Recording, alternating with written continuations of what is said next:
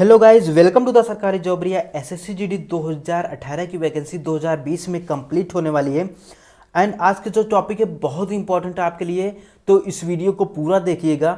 और चैनल पर नए हैं तो चैनल को सब्सक्राइब करके बेल आइकन जरूर दबाएंगे, क्योंकि एसएससी जीडी से संबंधित पल पल की खबरें आपको इस चैनल पर लगातार दी जा रही हैं। आज का जो एसएससी जीडी का लेटेस्ट न्यूज़ है वो मैं आपको बताने वाला हूँ, लेकिन आज का जो टॉपिक है वो है पुलिस वेरिफिकेशन।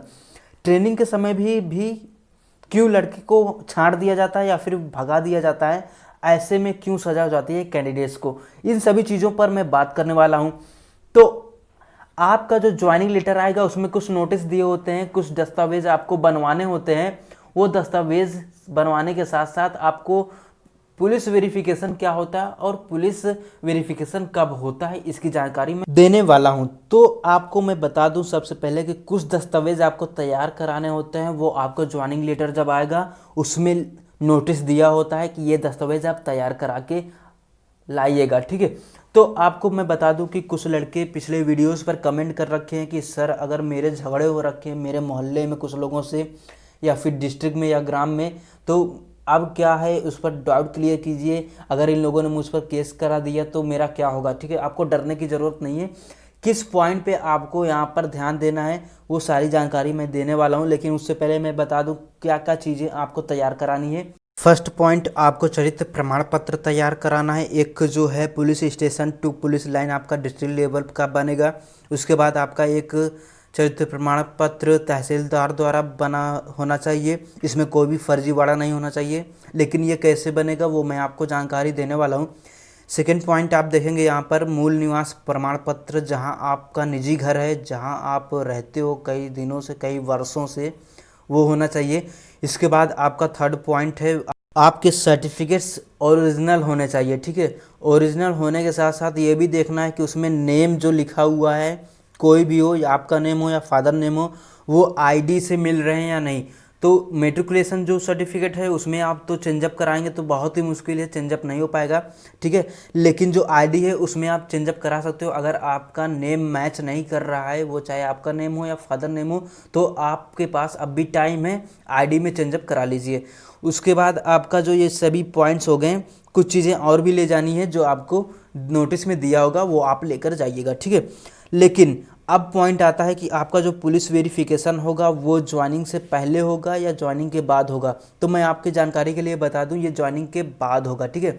ये ज्वाइनिंग के 6 महीने के पहले या 6 महीने के बाद आपके पुलिस वेरिफिकेशन होने हैं, ठीक है। अब पुलिस वेरिफिकेशन में जो लड़कों का कमेंट आया हुआ था कि अगर झगड़े हो रखे हैं, किसी ने केस कर दिया है, अब तक उन्हें पता नहीं है, तो उनके साथ क्या होगा, ये सभी जानकारी मैं देने वाला हूँ। उसके बाद यहाँ पे बताऊँगा कि आपके जो चरित्र प्रमाण पत्र हैं वो चाहे पुलिस चरित्र प्रमाण पत्र हो या तहसीलदार द्वारा बना हुआ चरित्र प्रमाण पत्र हो, कैसे बनवाना है, ठीक है। तो सबसे पहले आप देखेंगे यहाँ पे, अगर आप पे किसी ने अनजाने में, आपको जानकारी नहीं है, किसी ने आपके ऊपर केस कर दिया है, तो आपका पुलिस वेरिफिकेशन जब भी होगा तो एक नीचे से लेकर ऊपर तक पूरा जानकारी यहाँ पे निकाल लिया जाएगा कि आपके साथ क्या हुआ है, कैसे हुआ है, ठीक है। तब उनको ये भी पता चल जाएगा कि आपके ऊपर पुलिस केस हुआ है और आपको अभी पता भी नहीं है। लेकिन वहाँ पे ये देखा जाएगा कि अगर आपके ऊपर पुलिस केस हुआ है तो उस मामले में आपको सज़ा हुई है या नहीं, ठीक है। अगर आपको सज़ा नहीं हुई है तब वहाँ पे आपको यहाँ पे सेफ माना जाएगा, ठीक है। एंड अब इसके बाद यहाँ पे डरने की ज़रूरत नहीं है, जो मैं क्लियर कर दिया हूँ आप ध्यान से सुनने होंगे, ये मैं जानता हूँ। उसके बाद आपको क्या करना है कि यहाँ पे जो सर्टिफिकेट्स हैं उसमें चरित्र प्रमाण पत्र जो पुलिस वेरिफिकेशन के लिए बनेंगे, ठीक है, उससे पहले ही आपको यहाँ पे ध्यान देना है कि पुलिस स्टेशन या पुलिस लाइंस, ठीक है, यहाँ पे जाएंगे आपका वहाँ पे पुलिस चरित्र प्रमाण पत्र, ठीक है, ये बन जाएगा। उसके बाद आपको यहाँ पे देखना है कि आपका जो तहसीलदार द्वारा चरित्र प्रमाण पत्र बनना है वो कैसे बनेगा। आप जब अपने तहसील में जाएंगे तो वहाँ पे तहसीलदार द्वारा आपको वेरीफाई करने वाला एक ऐसा व्यक्ति होना चाहिए जो तहसीलदार उसको जानता हो, ठीक है। तब आपको वहाँ पे चरित्र प्रमाण पत्र बना के दिया जाएगा। अब आप वहाँ पे देखोगे कि कौन सा ऐसा व्यक्ति है जो मुझे जानता है, ठीक है। घबराने की ज़रूरत नहीं है, वो आपका ग्राम प्रधान होना चाहिए, नगर पालिका के कुछ ऑफिसर्स होने चाहिए, या फिर आप तहसीलदार जिन्हें जानते हो। तो ऐसे लोगों को तहसीलदार अगर जानता भी नहीं है लेकिन वो वेरीफाइड है पहले से ही, ठीक है, क्योंकि वो सभी पदासीन हैं। तो बता दूं कि इन सभी चीज़ों में जो है किसी एक को आपको ले जाना है तहसीलदार के सामने, देन वहाँ पे आपको वो वेरीफाइड कर देगा और आपका तहसीलदार चरित्र प्रमाण पत्र बना के दे देगा। अब इसके बाद आप देखना है कि मूल निवास प्रमाण पत्र अगर यहाँ पे फर्जीवाड़ा होता है, ऐसे बहुत से केस हुए हैं कि कुछ कैंडिडेट्स जैसे यूपी के हैं, वो जो है अलग जगह पे जहाँ पे कम कटाव जाते हैं उस स्टेट के मूल निवास प्रमाण पत्र बनवा के फर्जी फॉर्म भरे होते हैं और कम कटाव में सिलेक्शन लेते हैं, लेकिन पुलिस वेरिफिकेशन में छांट दिए जाते हैं या डिपार्टमेंटल जो भी वहाँ पे वेरीफाइड किए जाते हैं उसमें छांट दिए जाते हैं और उनकी सारी मेहनत बेकार हो जाती है। तो ऐसे में जो है उनके ऊपर केस भी हो जाएगा और उन्हें सज़ा भी हो जाती है। तो पॉइंट ये था सज़ा होने की, ठीक है, आपको घबराने की ज़रूरत नहीं है।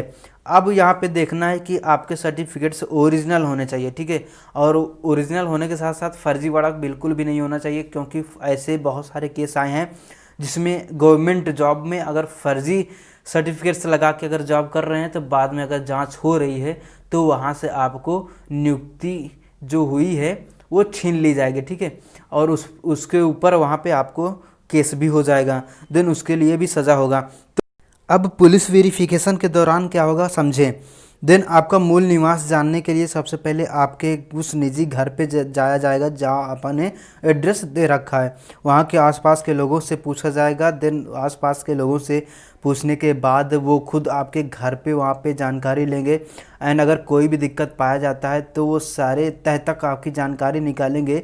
लेकिन जहाँ तक केस के मामले में है, के मामले में जो है, यदि जो मैं पॉइंट बता चुका हूँ कि अगर आपको पता नहीं है किसी ने केस कर रखा है लेकिन आपके उस मामले में जो है सज़ा नहीं हुई है तो आपको डरने की ज़रूरत नहीं है।